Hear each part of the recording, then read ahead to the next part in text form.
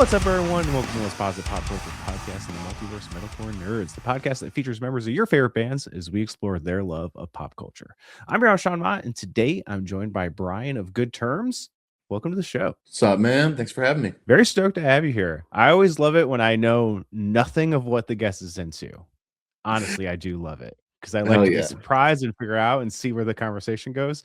It's exciting. So this is an exciting one for me. Perfect, dude. Whether you're returning to the show or a first-time listener, thank you so much for tuning in. The best way to support the show, if you're watching this on YouTube, hit that subscribe button, hit that like button, comment, let us know what you're currently watching. Maybe let us know what your favorite Good Terms song is. And if you're listening to your favorite podcast platform, same thing there. Subscribe and hit that 5-star review. Helps podcast change to grow and helps more people find the show.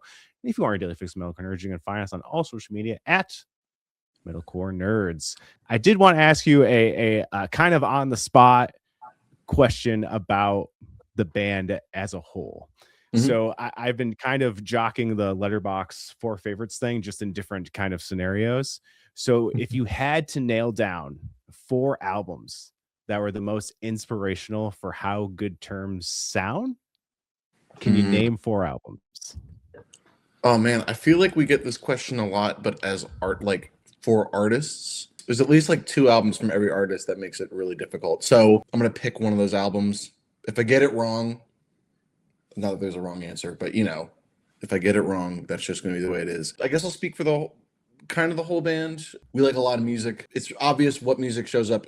Some of what music shows up in our music, but some of it's not very obvious. But I think most of this is going to be obvious. So one of the albums I think that is really important for us is Proper Dose by The Story So Far. That was the first Story So Far album that I listened to. I listened to it 3 times back to back when I heard it, and now I have that's one of my favorite modern pop punk bands. I got lyrics from that tattooed on me, and The Story So Far has 5 amazing albums, but that one just resonates in a lot of ways. They went for it. You know, they really tried out some new things. They tried out some new emotions and whatnot, which I think is something that really resonates with us because we're really not a one-note band. We kind of can't stop ourselves from branching out and trying a bunch of different things. So we find Proper Dose is a good an album that we keep coming back to, I think, for a lot of those reasons. It also just sounds so amazing. From Fall Out Boy. Which one from Fall Out Boy? I'm going to go Infinity on High. Okay. Almost any of those first Fall Out Boy albums could have been it. But Infinity on High, I think, has most intentional decisions made behind it musically. So there's a lot of all the mixing of genres in that album as well. Another album that mixes genres the way that, the singles This Ain't a Scene, Thanks for the Memories, have the verse in one genre and then they pull it back into punk rock, or rock at least, for the chorus. Thriller by Fall Out Boy is one of my favorite all-time songs. One of their most easycore songs, which I didn't know about. I didn't know I was listening to easycore when I was a kid listening to that album. The opening breakdown of the album, which I don't think of Fall Out Boy is an easycore band. I don't think most of us do. But it's fun to know that they can throw down the breakdowns when they want to. Also, the packaging for that album is just chef's kiss. I think everybody who knows what I'm talking about, we all just, the way that album looks and feels is like nothing else. This is another one where I'm probably going to pick the wrong one. I'm going to say They're Only Chasing Safety by Under Oath. Under Oath is Zach's favorite band. Classic. Oh, yeah, man. And I think Define the Great Line is probably his favorite album of theirs. I think it's a toss-up, but I think that's really it. But I think for all of us, especially the way that it mixes the genres, it mixes the alt rock and the more singing, the more traditional song related sounds. With the screaming and the heavy stuff on They're Only Chasing Safety. Another album that even the band members in Good Terms that are the least into heavy music keep going back to is They're Only Chasing Safety. Amazing record front to back. Another band that almost any album could work, but that's just the one I'm picking. Okay, then the fourth one I'm picking is A Brief Inquiry into Online Relationships by the 1975. I had to pick one that wasn't straight up and down punk rock. And yeah, this is one, we always come back to 1975. There's a lot of indie and pop artists that we come back to, but 1975 is definitely one that has really distilled their sound and feels very intentional with what they're doing sonically. And this album is just a banger. This album, there's just really no fluff on this album. Banging song after banging song after banging song. For us already, naming the 1975 as a punk rock band is kind of reaching into another genre, but they also, they mix a lot of genres within what they do, which is a thing that we we just love and respect and want to do as ourselves as a band. So yeah, those are my albums. Proper Dose, Infinity on High, They're Only Chasing Safety, and A Brief Inquiry into Online Relationships. That was hard. Awesome. That was a hard one. That's a good list. I like that. Some kind of ones I wasn't expecting, but I'm for it. I did want to ask you, there was this band in the late 2000s called the Friday Night Boys. Have you ever heard of this band? Yes. I feel like they were big for like a second in like the Fuse era. They were big for like literally a second. You guys remind me of them only because they sound like a pop punk band, just like a normal pop punk band, but then they come out and they have the most gnarly guitar solos like that you'd ever heard in a pop punk band. And it's almost to the point where it does not fit whatsoever. They're from our hometown. That's what it is. Yeah, we were the three guitarists, Ivan, Zach, and I, we were all from Northern Virginia. Like that's where we were born and raised and went to high school. And our drummer Brendan grew up across the Potomac in Maryland. And I'm thinking, you said the Friday Night Boys, and I was like, that sounds like a band that no one but like my oldest friends would reference. Yes. That's why I was just like, I just had to look them up. Yeah, Fairfax, Virginia. That's crazy, man. That's crazy. I'm glad we remind you of them. That's really fun. It's just some riffs you guys pull out. I'm like, whoa, okay, cool. There must be some great guitar teachers in Northern Virginia or something. Yeah, because I just remember listening to them and being like, oh, this band's cool. You know, they sound like they would tour with All Time Low or Forever Six Kids, and they were around that era when all those bands were getting big. And then it'd get to the bridge and there's this crazy like sweeping solo that you would never expect like that. And you're like, wait, what? And that's just, I'm glad you know who they, or at least slightly recalled, but it is because that is kind of a deep cut. I feel like they had a very short life of popularity. So it's kind of a deep cut. That out. That's awesome. I can't wait to tell the boys about that. That's fun. Awesome. I hope they enjoyed as much as you did. Because I kept thinking about it. I was like, who's this band remind me of? And I'm like, yeah, that band. And I feel like it was like me and my friend are the only people that listened to them, and that was it. No one's ever talked about them to me ever in my life. So that's cool that you guys are from the same area. Like that's crazy. Yeah, dude. Yeah, I mean, we moved away. You know, we didn't start the band until we all lived here in Los Angeles. But yeah, I mean, they probably played Jam and Java, which would have been the biggest kind of club that we had in our area.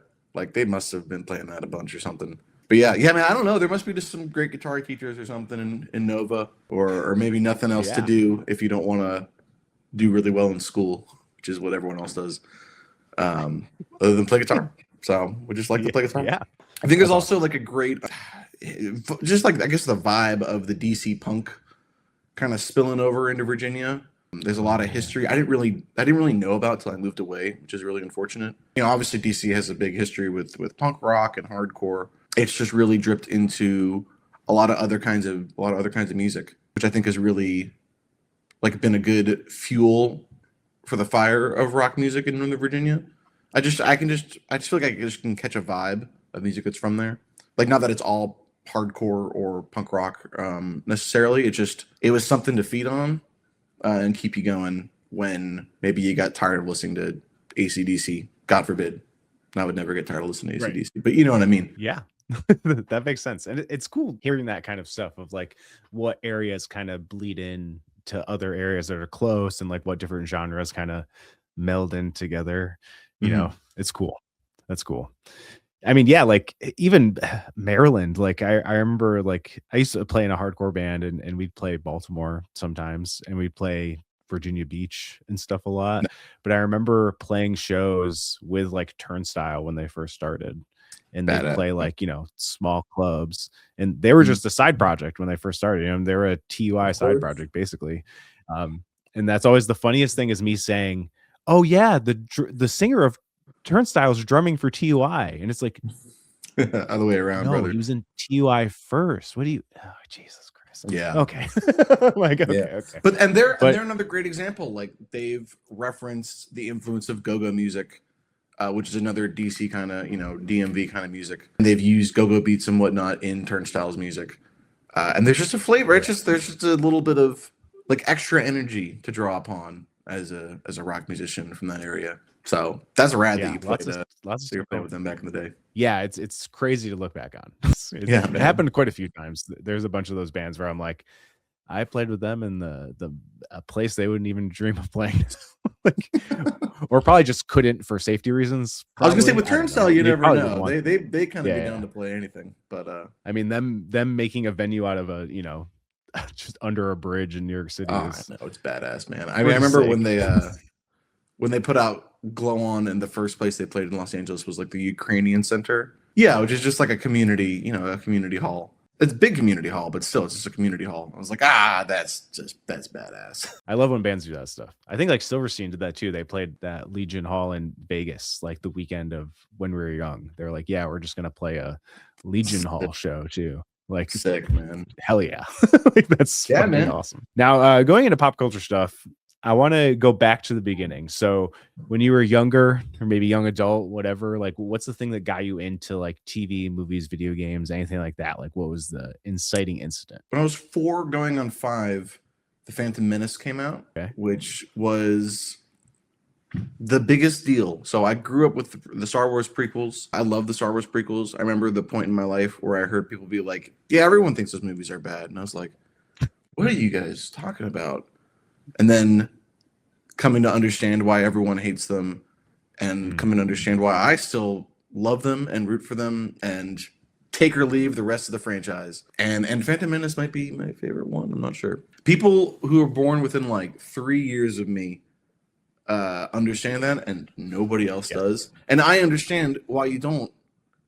There's like 40 minutes of that movie in the middle that's really boring, but there's Darth Maul, there's the pod race, and there's the beginning, and there's Qui-Gon Jinn in general. Like, anyways, I mean, that has to be like the tentpole for my entire pop culture, my entire relationship with pop culture. That happened like right when I would have been starting to pay attention to movies that weren't children's movies, was when that came out. So I grew up with those. Those are a really big deal. Before I wanted to be a musician, I wanted to be a filmmaker of some sort, partially inspired by those movies. Pirates of the Caribbean came out when I was a kid too. Like, that was another franchise that was big and well done. Back to Star Wars. Yeah, I got into Star Wars.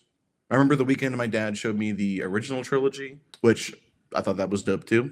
I thought it was confusing that there was older movies that were set later, but I did think I thought it was rad. Loved, like, I spent a lot of time on the like early internet reading about the behind the scenes of how those movies happened. And yeah, then I don't know, there's Saturday morning cartoons and whatnot, Cartoon Network and shit. Yu-Gi-Oh, Pokemon. I wasn't really into Pokemon as much. Would have been. I wish I was. It was a lot cooler than Yu-Gi-Oh.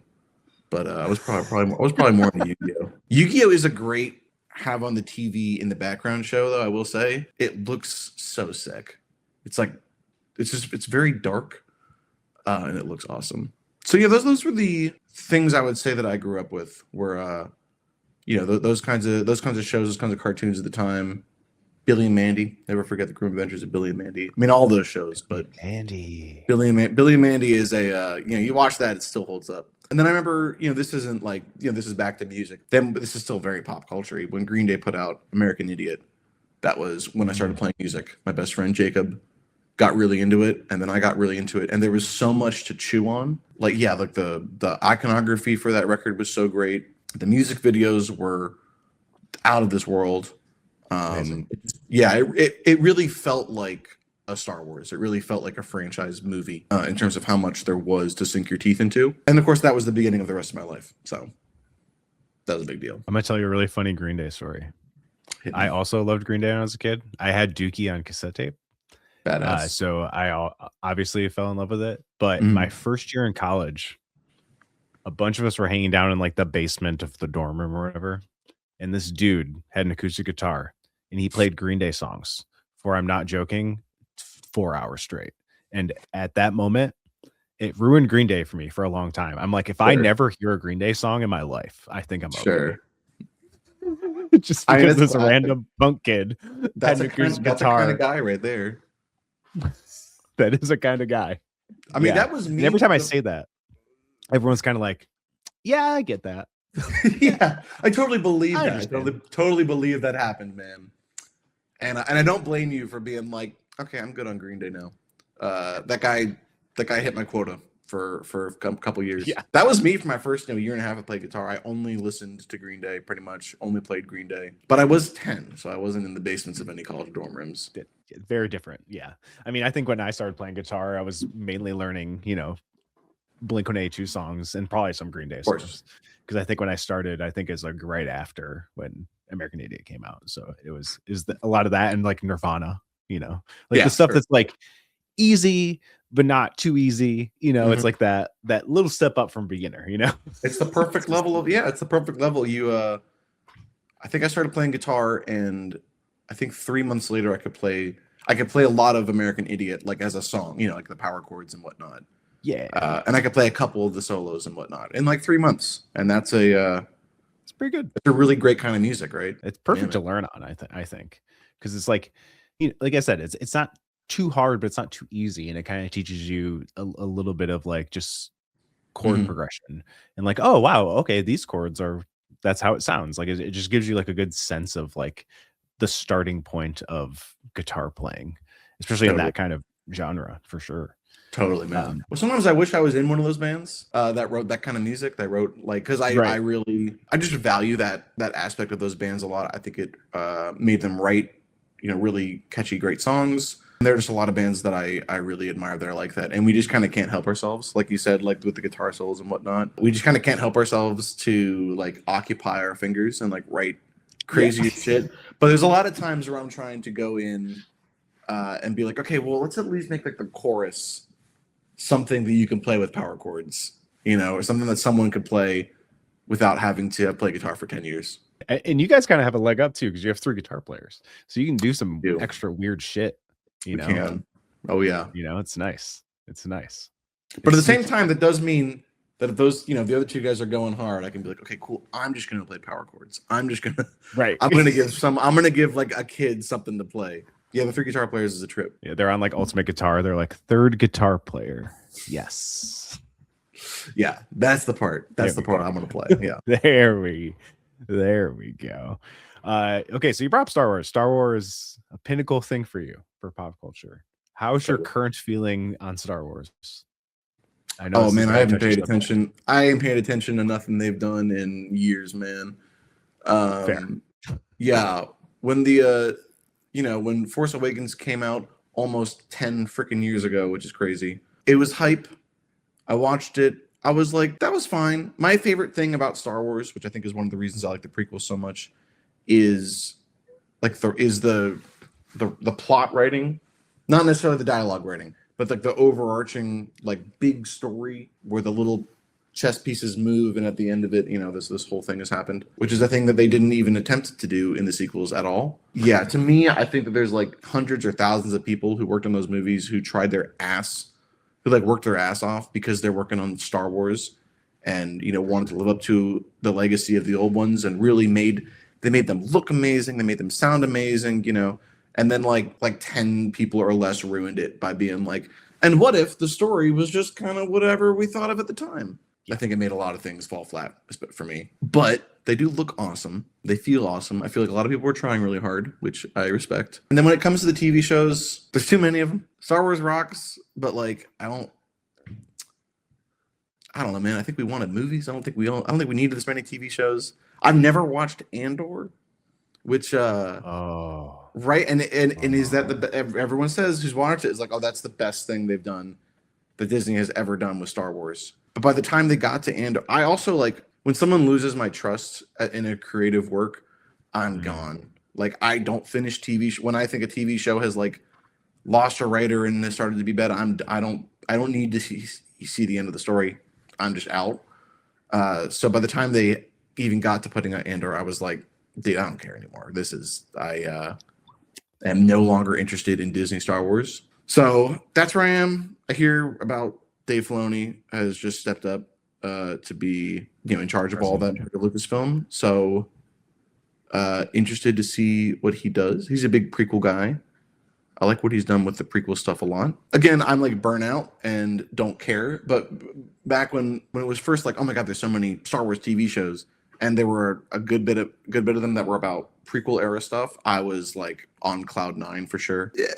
I don't know. I feel like when I'm watching them, I feel like I can hear the boardroom meetings. And again, I like the story stuff. So when there's not a big overarching awesome story, I'm out. But they do look awesome. I think people tried really hard. I think that they feel like materially like Star Wars to me, or like the best of Star Wars to me. They look awesome. They sound awesome.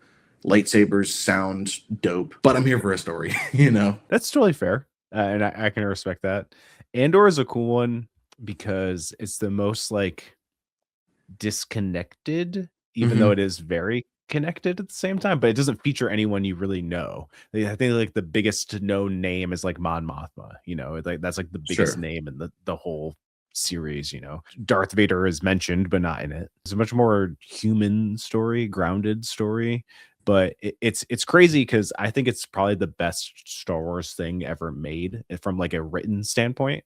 It's Hmm. probably the best written thing Star Wars has ever done, and it feels the most Star Wars without being the most Star Wars, if that makes sense. Because it Sure. feels like an HBO drama and just happens Interesting. to be in Star Wars. There's very Star Wars things within it, but it doesn't feel very like fantastical or like whimsical like the prequels and the original trilogy does. But like what it stands for is you know stripped down Star Wars at its core.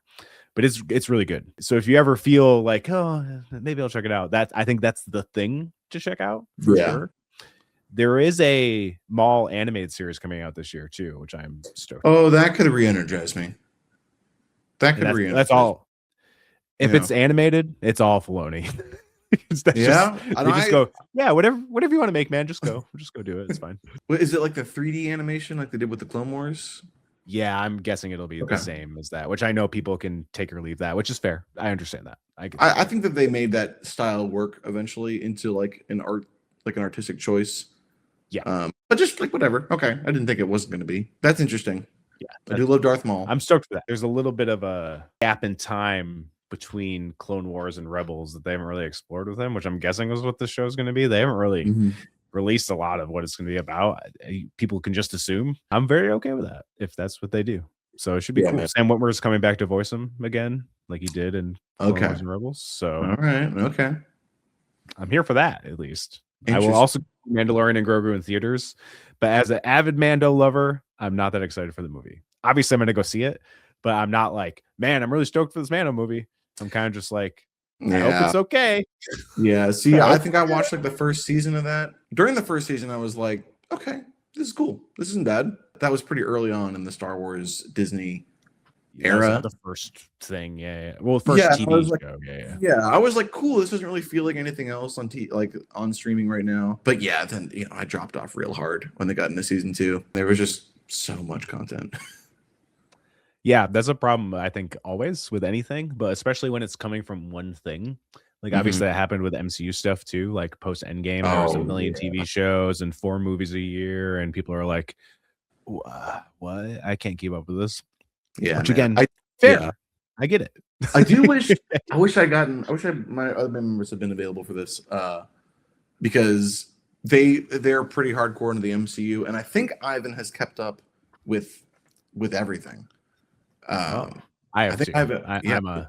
I'm a psycho. So Oh I'm man. a completionist. I like to finish things, even well, if I'm thoroughly not enjoying it, I will stop.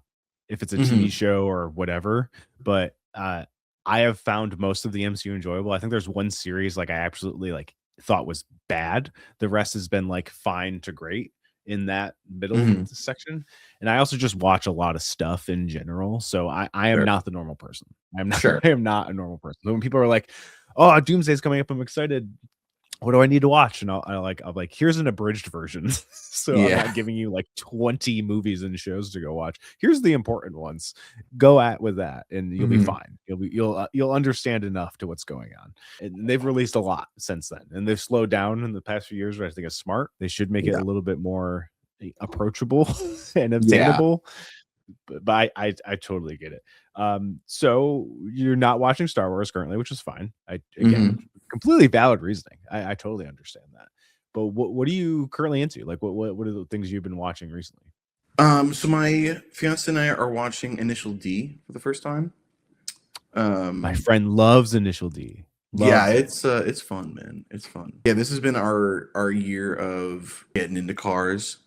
Um, Oh, got ourselves a project car to work on, which has been fun, even though I'm really sore today because yesterday I did a bunch of work on it and maybe succeeded. I don't know. Initial D has been our, it's something to go along with that. It's fun, man. It's fun. The music is just so of its era, in a really fun yeah. way. It's just got fun characters.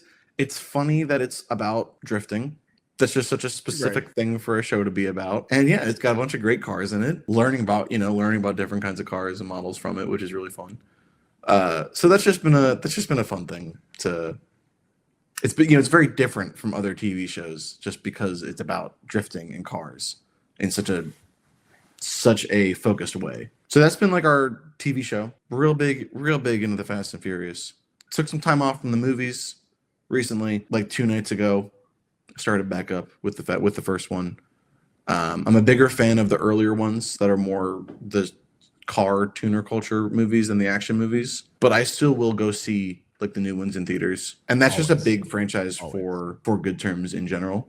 Our bassist Gio is also super into cars, works on cars and whatnot. Then just over like lockdown, we just obviously during lockdown, everyone's watching a lot of things. And towards the end was when Fast Nine came out, and my fiance had never seen any of them, and so we watched all of them, the first eight in a week, like two a day, leading up God. to what, yeah. And that was a process that turned everybody into really big fans.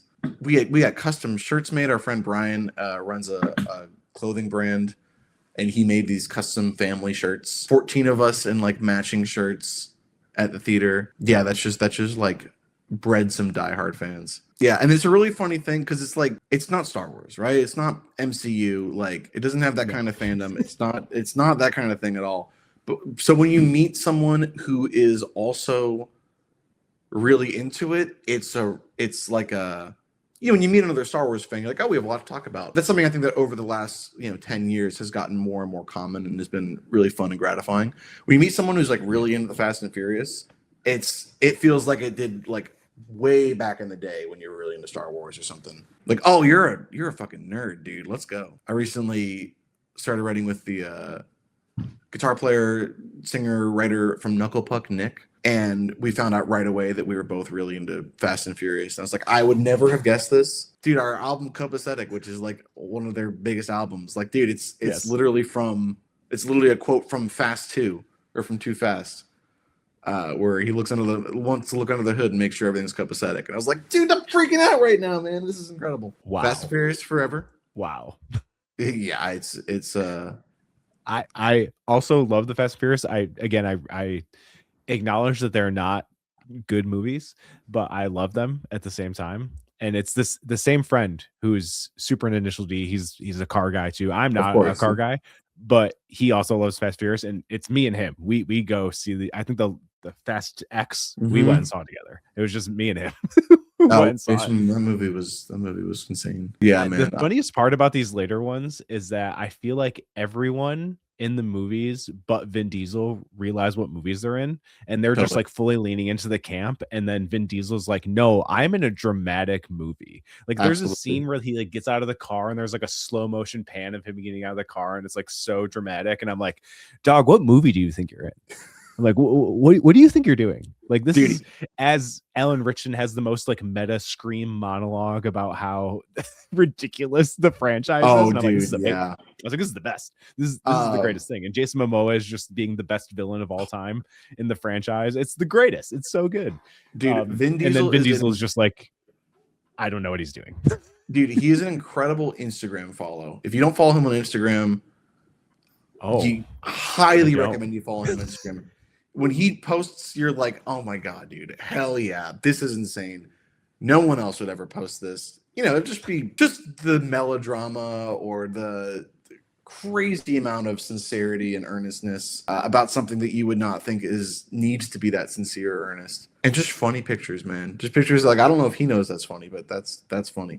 He's going for it, man. I remember when Fast Nine is, that's the one where they go to space. And we're talking about going to Fast Nine, what they need to do. And I called it. I was like, dude, they need to either They need to either one admit they're superheroes legitimately and tie in with the MCU, which would be hilarious because they are superheroes and they could legitimately add to those battles, or they need to go to space. And then they went to space in the movie, and I was like, that's exactly what I thought they should do. But yeah, man, he's ridiculous, dude. That's why it's so fun to go back and watch the first one, because he's just playing a guy. He's just playing a man, like a dude in his 20s, and it's a trip to go from the newer ones to that one and be like, oh wow, back when you were just playing a person, not a superhero. Back when they were stealing DVDs. Yeah, exactly. Hijacking a submarine or whatever. Exactly, dude. Saving the world. My favorite part is how they retroactively retconned the timeline of Tokyo Drift, even though in the movie they have flip phones, but technically that movie comes place like after 7 or something. And you're like, dude, that doesn't make any sense. Like, what are you talking about? And then how Ludacris becomes a genius hacker, like between movies.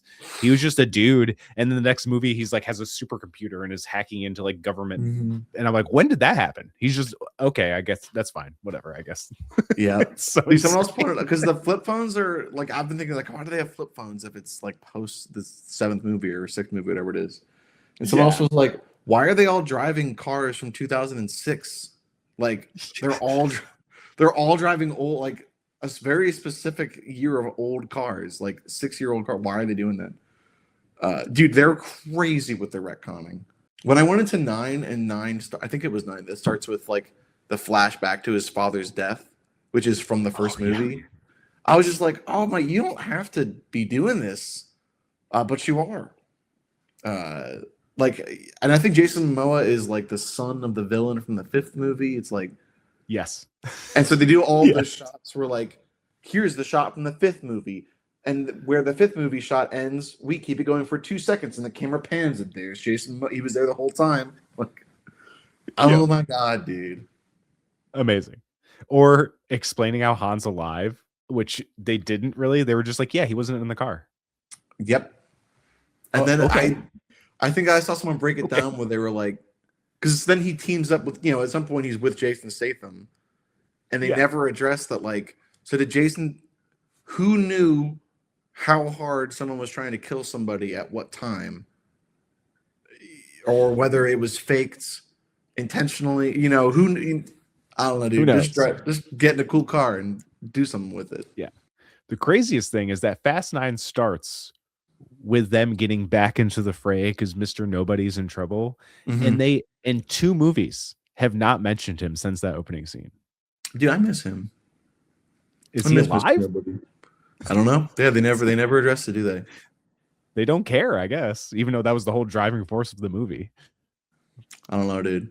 We'll see what happens with this next one. Hopefully this next one comes out next year. I think they filmed it. I don't even know. The behind the scenes drama of those movies is also wild. Very wild. And unnecessary. It's just for cars. It's just to do stunts with cars. It doesn't need to be this great. No, I agree. I totally agree. I think there's like 3 actors who have contracts that say they can't lose a fight. It's like, well, how do you? How can 3 people never lose a fight when they fight? It's insane. I did want to bring up a few movies I watched recently. Hit me, dude. My wife and I got back into reading books. I guess like for the first time in our adult lives. Good for you, man. That kicks ass. Obviously, a lot of movies and TV are based on books. Most of them, to be honest. Or there's a lot of things where you're like, oh, that was a really cool show. I wonder what it was based on. Like, oh, a book. Okay, that makes sense. So I read a lot of rom-com books. I'm not afraid to admit this. I love a good rom-com. They're just easy to read, and I don't know. A lot of them are written a lot better than you think they would be. But there's this very famous writer, Emily Henry, and she had one of her books adapted. It's on Netflix now. It just came out a few weeks ago. It's called People We Meet on Vacation. And I have now become the guy. I am the guy. The book is better guy. That's me. Oh wow. I have become him. Not always, but there's been a few cases where I'm like, man, they kind of ruined the book. And this is why. Again, it's a rom-com thing. The whole premise is that they're these 2 friends who meet in college. They're platonic friends, but they go on a vacation every year, and that's their thing. and then you realize that they're best friends who are actually in love with each other, but wouldn't admit it to each other. Blah blah blah. Tales all this time. In the book, it's kind of predicated on this whole thing where the main girl character she set out to do something in her life and she became very good at it and she's like very successful in her job, but there's something in her life that makes it feel like she's not fully content and fulfilled. And then obviously she goes to find out it's like she's been in love with her best friend for 12 years and it's been trying to not admit it. But they don't even include that in the movie at all. And I'm fine with adaptations and changes. Obviously, you need to make a few things to make it work. Like a 400-page book into a 2-hour movie, you're gonna have to cut some things. You're gonna have to change some things. But taking that out, I feel like is unforgivable. That's like the whole core of the book. I was reading it and I was like, oh, this is awesome. They're talking about like very complex human emotions that like a lot of people can probably relate to, and they just don't even include it in the movie. And like if I watched the movie without it, I probably would have been like, oh yeah, that was a fine Netflix movie. It was okay. Like I don't hate that I watched it, but it was not really that memorable. If they like actually made what the book did, I think they would have had to make it like a series probably, which is fine. I feel like it would have been so good and like memorable and people would be talking about it because I haven't really heard that many people talking about it. And obviously like I'm very much in a space where people talk about TV and movies. Sure, yeah. But yeah, I'm now the guy, the book is better guy. Yeah, bums me I've out heard of that. a little. Like Ivan brought that up. I think someone, people in my friend group have maybe read the book or have seen the movie. They're talking about that the movie the other night. But yeah, I feel like Netflix is movies are in a weird place. Like I feel like there are some incredible like works of art coming out right now. Like I feel like almost sometimes I'm like, oh my god, I can't believe there's so many great things happening right now. And other times it feels like there's a lot of slop. I feel like Netflix in particular is known for like dumbing things down. And that like to hear that like that is what they did with the book is like, yeah, that feels like a Netflix effect kind of thing. That like they're like, this is too complicated. Nobody's gonna understand this. When like maybe it was like actually the thing to understand. It was like the whole yeah. Even like the whole climactic, like ending speech, I was like, really? I was like, they could have just copied that because some of the changes were like kind of funny, and I was like, oh, that's cool that they like merged these two moments into one or whatever. And some of it really worked, and I really liked the casting of the two main characters. Like I felt like those felt like true to like what the book explained and felt like. So that I was like all about. So I think that bummed me out more. That I was like, oh, you got these two people who are like they feel right. But then like my wife and I, because she read the book right before I did, so we're both watching it and we're like, It's a yeah. But also, I think you're also kind of asking for it when you read a book and watch them. Yeah, a little. You're gonna like one more than the other. You're gonna think one is like, well, that was the better adaptation of the story. And I can't watch something and then read the book after. I have to read the book and then watch it after. I don't know why. My brain doesn't work that way. I think because I can imagine it more reading it, and then compare my imagination to like what their imagination was rather than having something in my mind that's visual already there and then having to try and sync it. I think that's the main thing. Totally. And you're opening up a book to read, and like if you're reading a scene that you literally watched happen, like, well, do you really need to read that? You're just like waiting for the bits that are different, basically. Yeah, exactly. It's so funny that you mentioned the Netflix thing because I do agree, but then they have shows like they just dropped a show like the first week of January called His and Hers that has Tessa Thompson and John Bernthal in it, and it's like a crime mystery thriller, and that series was amazing. Like so they have a lot better series than movies. I think that's probably a safe bet. But then I watched this movie last night called The Rip that has Ben Affleck and Matt Damon, and that movie was solid. It was a solid like crime thriller movie. Again, not changing my life or mind blowing my mind or anything, but I was like, I watched that movie, I was like, that was an entertaining, pretty good movie. They have ones like that every once in a while too, and then they'll have really good movies like this movie Train Dreams that came out last year that stars Joel Edgerton. It is incredible. It's when I say it's a Netflix movie and you watch it, you will not believe it's a Netflix movie because it's a very like Oscar-y type movie, very human, interesting, emotional story. I've been telling anyone who like tours or like has a job that takes them away from their family and stuff like that, watch that movie because I think you'll relate to it more, because it's really about a logger who his job takes him away for months at a time, but he does this job to provide for his wife and kid and live their Mhm. life and everything like that. But it takes away from those precious moments while he's gone, trying to make a life for them. It's like that very weird teeter totter you have to play with in life. But that's a beautiful, beautiful movie, beautifully shot, and beautifully, like, just the whole everything about it is incredible. Well, dude, I wanted And to ask you about a movie then, yes, which I haven't seen, and I probably won't see, but I love talking about it. Have you seen Avatar 3? no. Do you care? Are you gonna see Avatar 3? I think when it comes to streaming, I'll watch it. I'm Okay. just not a big Avatar guy. Like, I remember seeing the first one, you see it in Mhm. 3D and you're like, wow, that was really cool. And then you never think about it ever again. Yeah. It- And then I watched the second one in theaters and I was like, this was fine. It's kind of the same movie, but longer and just with water. Cool, I Yeah. guess. And then the third one came out, and everyone's like, "Yeah, it's kind of the same movie again, just a Yeah. couple different parts." And I'm like, I am not gonna sit in a theater for 3 hours for the same movie again. And the thing that blows my mind about these movies, Mhm. obviously people love them. They all have made over $1 billion. The two are like number 1 and 3 of the highest grossing movies ever, which blows my mind because no one talks about these movies. I think there Like, has to be a literally no one. It's a conspiracy, man. There's no way. There's no way, dude. These are like there's like some big, deep, terrible thing behind these films. There's no way. How could movies that nobody's talking about be the highest grossing films of all time? They'd have I to don't make know. some sort of. I think when they announced, 15 years after the first one that they were going to do 4 more, we were all like, "What? What? Oh, I guess it was the highest grossing film. I guess so, but like, it's been 15 years. Like, you don't think it's cooled off?" And so I have 2 friends that have seen it. Our friend Brian and then Ivan from Good Terms. Ivan is like, yeah, it's not good. It's the same as the other one again. Something frame rate, something. Which if I was more interested, I would understand. But and then Brian is like, yo, it's incredible. It's amazing. It's so good. Brian is like a pop culture connoisseur for sure, but I can't tell what his. It's making me like question his taste.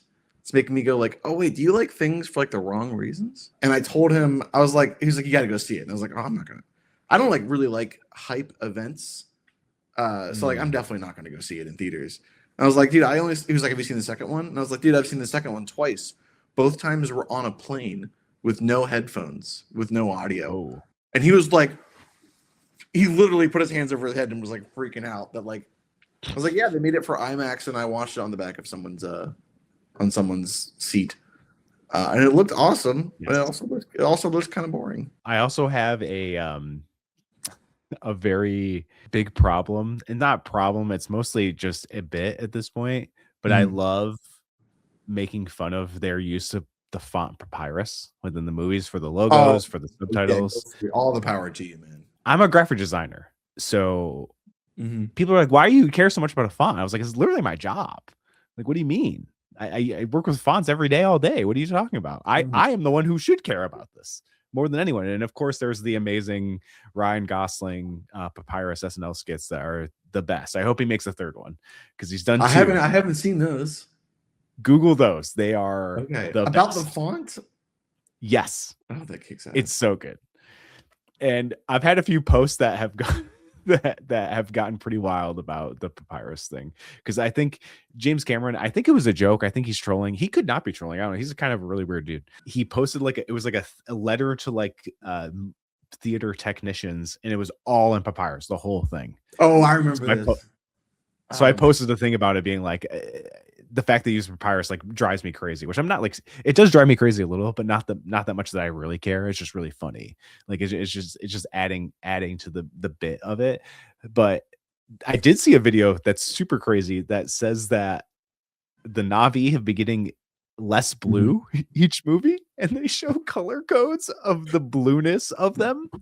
And I was like, that is the most insane thing I've ever watched in my life. Like, That's so awesome. I love that someone has to be watching them back to back to see that. to notice. Someone's doing an Avatar marathon, which has to take so long. You'll be there for days. But yeah, and that's part of the conspiracy, and I don't know how, but that's part of there's something. Because why? Why else would they be getting less blue? What does that Yeah, do? why? I know Why? why.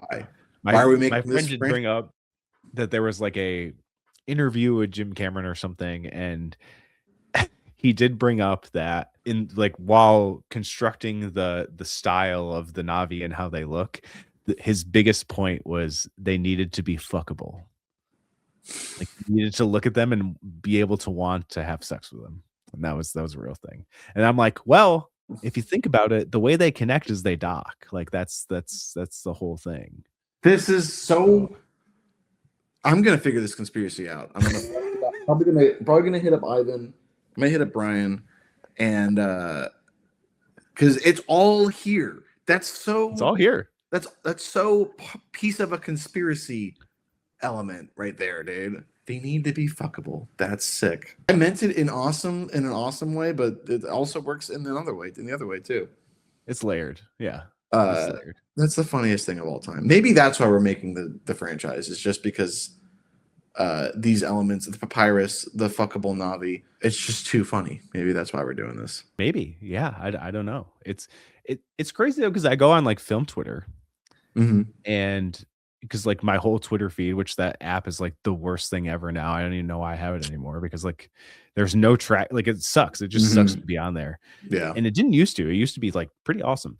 But now, but like when it came out, those are the people I saw talking about it. But it was mostly like critics and like when they went to screening. So it was, I guess it was a little before the movie or whatever.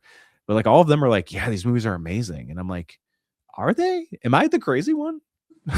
Like, am I the crazy one? I don't Conspiracy, know. brother. The I love Avatar this conspiracy conspiracy. theory.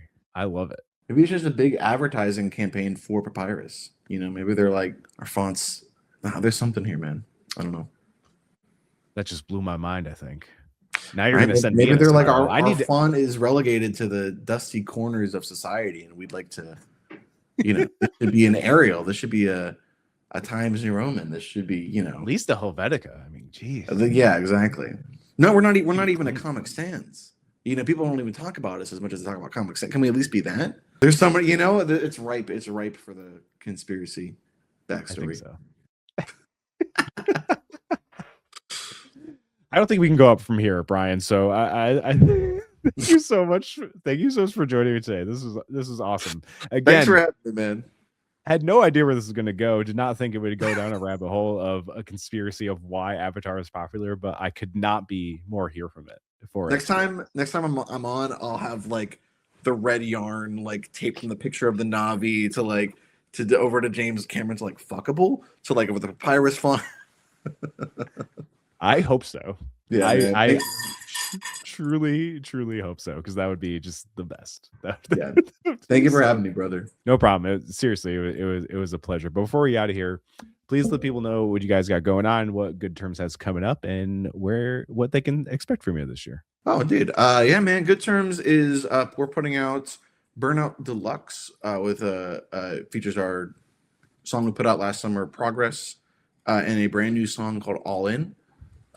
Which, as the time of us recording this, is coming out tomorrow, which I'm very excited and nervous about.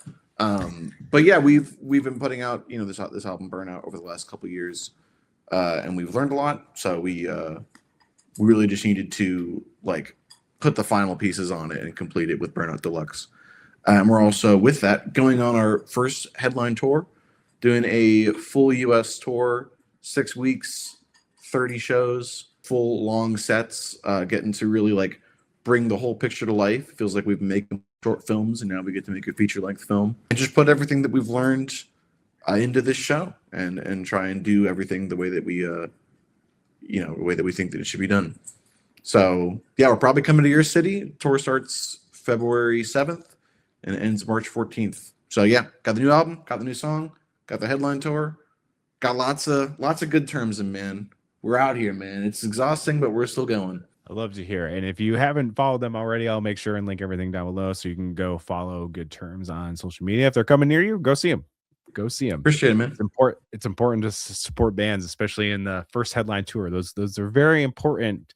A little behind the curtains thing. It's very important for bands to have good headline numbers. So go make sure their headline numbers are awesome.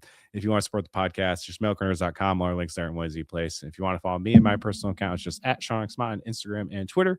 And until next time, see you later, nerds.